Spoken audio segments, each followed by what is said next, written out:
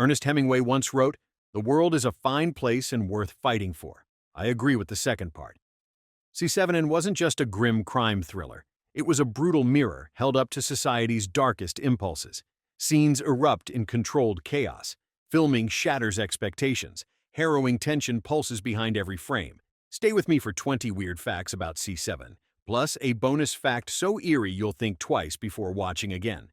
But first, 5 of these twisted, seldom told truths. Let's go. It isn't gore for gore. It was David Fincher's obsession with atmosphere. Filming takes place under gray skies and dreary rain. The opening credits are drenched in liquid, something wet, viscous, swirling over text. What audiences didn't know is that crew members complain the fake rain system causes flooding in corners of the set. It wasn't convenient. It was brutal. Practical effects leak, equipment shorts out, costumes soak through. Some days, actors emerge hunched, chilled, dripping, pulling on line-dry jackets between takes. The shoot environment becomes part of the narrative. The rain isn't a backdrop, it's a character. That relentless damp seeps into performances, creating real scratches in composure. The result? A visual mood that pounds the senses, haunting, inescapable, soaked in dread. It wasn't a tidy shoot. It was casting tension coiled like a spring. Brad Pitt and Morgan Freeman, 2 actors revered and calm, flip into on-set friction. They don't fight. They simmer. It's there. The script demands edge, and they chase it. One day, Pitt storms off over a blocking change, breathing sharply in the rain machine haze. Freeman stays, delivering dailies with quiet precision. What audiences don't know is how that simmer sharpens performances. It isn't conflict for conflict. It is creative pressure blazing between professional icons. The tension sweats into the scenes. Their shared frustration becomes texture, a quiet electricity. Every look between them carries weight. Not merely 2 detectives, but 2 artists riding raw nerves, real consequences, a potent brew of discipline and frustration. It wasn't straightforward studio cooperation. It was a battle for tone. The studio pushes for flesh. They want flashes of violence. Fincher holds firm. He says, "I don't want to show. I want to imply. I want to force the imagination past the spine." What audiences didn't know, the box office heads demand explicit framing of the gluttony victim. Fincher refuses, arguing that suggestion cuts deeper. He wins. The result? Iconic, minimalist imagery, just shadows and chiffoned detail. It remains operative and devastating, not in your face, but embedded in suggestion. It wasn't compromise, it was artistic steel. The studio surrenders quietly. The final cut breathes with subtle horror, not sensationalism, a choice that cements its legacy. It isn't just composed framing, it was a technical maelstrom. The infamous head-in-a-box scene emerges from chaos. The box rattle pierces through takes. Suppose the actor's cues are off by fractions. The door swings misaligned. The actor, a pro, has to hold the off-camera shock long after trigger. Camera roll is extended. Call sheets mark over time. What audiences didn't know, the repeated takes push everyone to grips. Cameras overheat, monitors flicker, crew fumble in tight spaces lit by minimal practical bulbs. It wasn't smooth. It was nerve-shredding.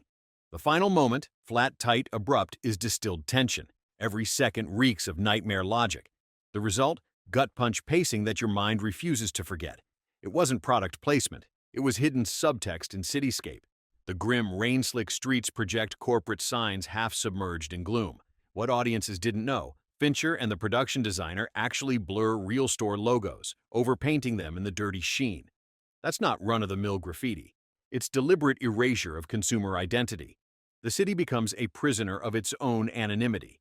It wasn't marketing, it was commentary. The filmmakers create a world where capitalism recedes beneath societal rot. Wide shots show your world, reflected but stripped. Cinematic metaphor coats each background. Every marginal detail whispers about decay, moral fatigue, urban neglect. It isn't scenery, it is silent accusation, and it sinks under your skin. Fact 6. It wasn't a clean Hollywood ending. It was almost destroyed by rewrites. The original script ends with the infamous box reveal. Executives balk.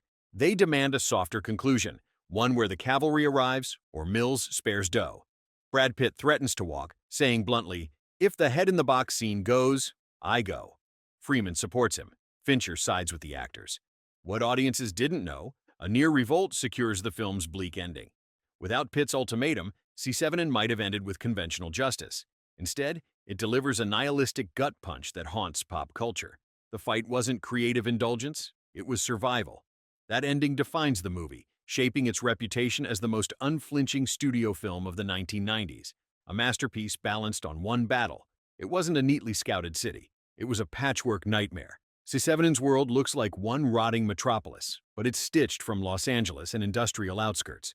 Rain machines flood alleys, turning sun-drenched California into choking East Coast misery. What audiences don't see, trucks filled with hoses parked for blocks, pumping out endless water. Streets reek of damp asphalt. Crews slog in soaked boots day after day. It wasn't seamless convenience. It was careful fakery. Cinematographer Darius Kanji filters shots in earthy greens and yellows, transforming West Coast brightness into grim anonymity.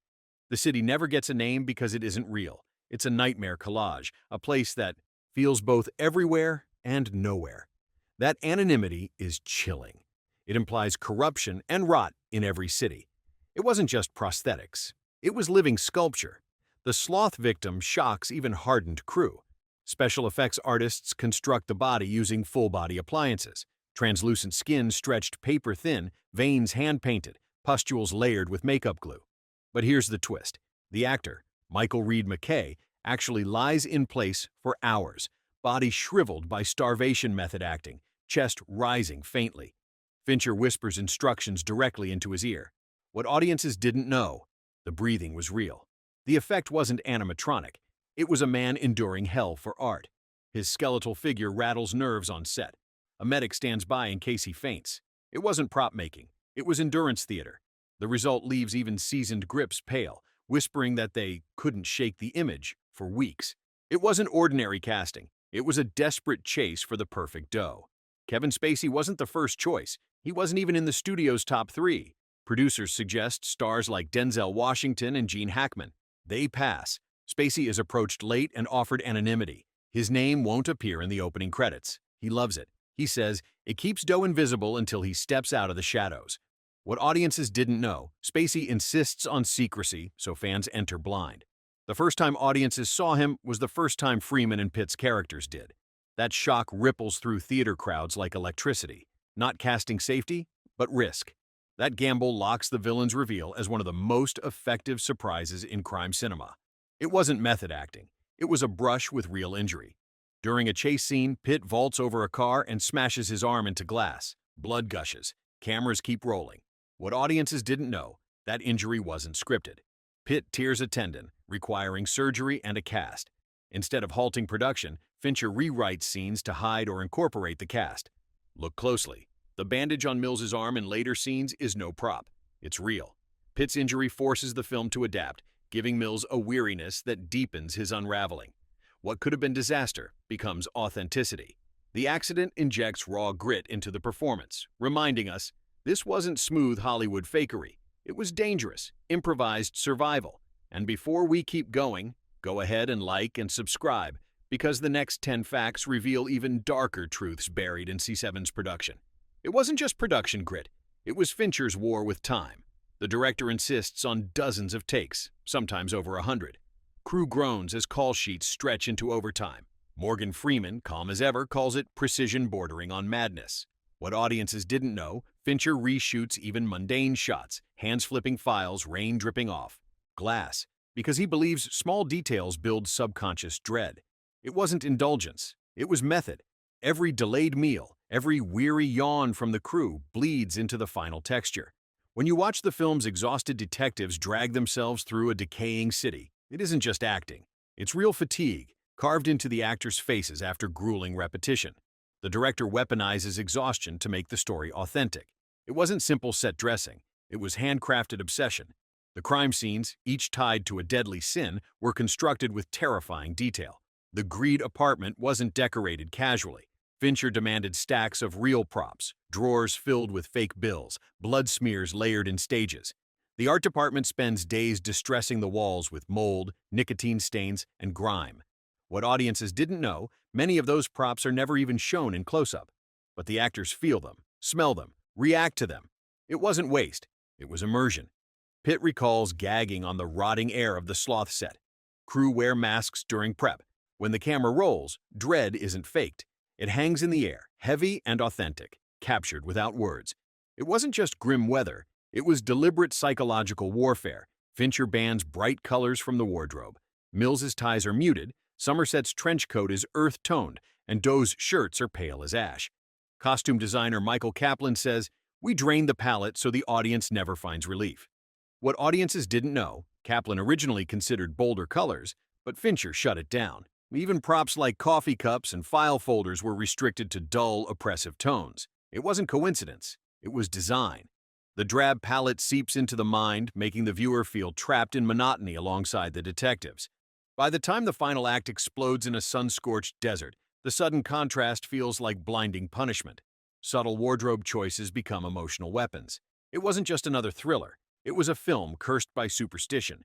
Crew members whisper about bad energy on set, pointing to flickering lights and sudden technical malfunctions whenever the 7 deadly sins sets are prepared. During the sloth sequence, a camera jams repeatedly. During envy, sound equipment fails. What audiences didn't know, some crew quietly carry talismans or crosses, slipping them into pockets between takes. It wasn't casual paranoia, it was fear of the material itself. Fincher laughs it off in interviews, but acknowledges the shoot feels heavier than most. The atmosphere seeps into everyone. Whether or not you believe in curses, the unease became part of the texture. The movie radiates that dread, a weight no one could quite explain. It wasn't just box office success, it was cultural infiltration. Released in 1995, Se7en earns over $300 million worldwide, but its real impact is deeper. Filmmakers across genres cite it, from horror directors to television writers. What audiences didn't know, Se7en's rain-soaked, nihilistic aesthetic directly inspires series like CSI, True Detective, and countless grim police procedurals. The phrase, "what's in the box," becomes a cultural shorthand for twisted reveals. Even advertising agencies borrow its oppressive style for edgy campaigns. It wasn't simply another 90s hit. It was a template. Its DNA lingers in pop culture decades later, reshaping how stories about crime and evil are told. The legacy is proof that the darkness didn't stay locked in Fincher's reels. It bled everywhere. It wasn't polished perfection. It was Fincher's fight against Hollywood polish.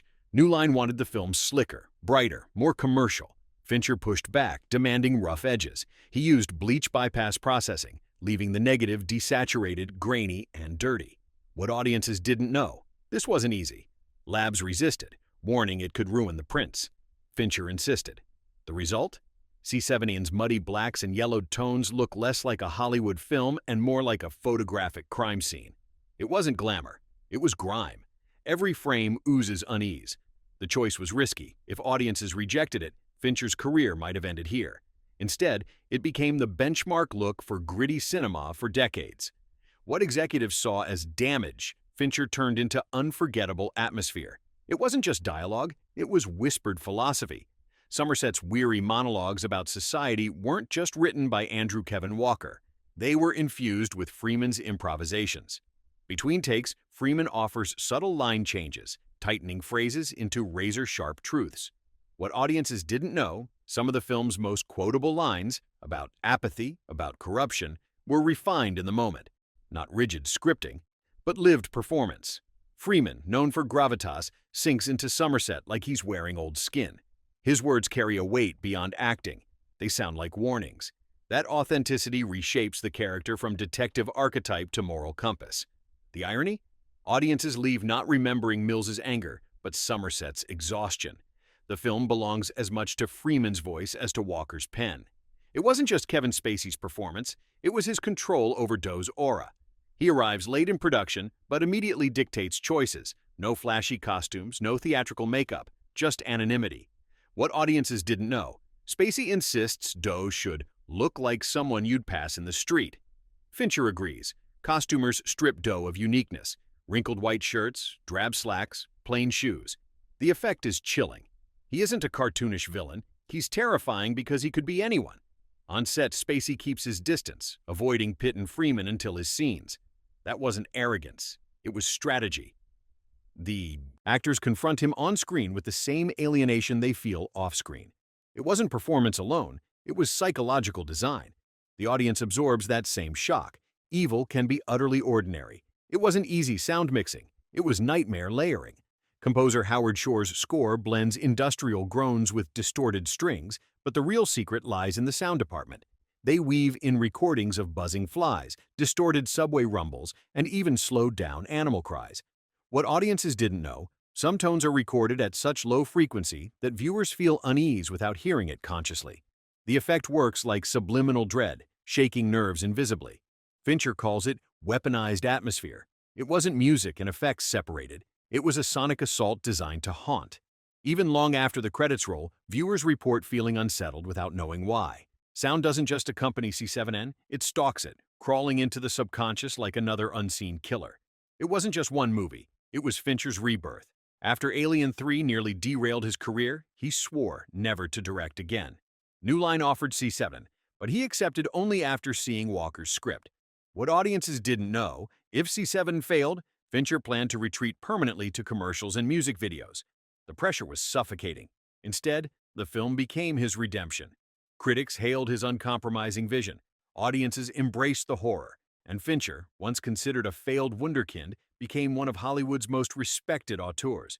It wasn't just a comeback. It was vindication. The darkness of Se7en didn't just shape cinema. It saved its director from vanishing into obscurity. It wasn't just fiction. It was nearly a true crime scene. When the sloth victim sequence wrapped, LAPD received calls from nearby residents reporting a body in the apartment window. Paramedics rushed in, only to discover the skeletal figure was still an actor covered in prosthetics, breathing faintly between takes. What audiences didn't know, authorities nearly shut production down for creating a public disturbance. Fincher smirked later, saying, "We wanted it to feel real. Maybe too real." That blur between cinema and reality is what makes Se7en so unforgettable. So if these secrets shook you, hit like, subscribe, and stay tuned, for in cinema, the scariest stories are always the ones you weren't meant to know.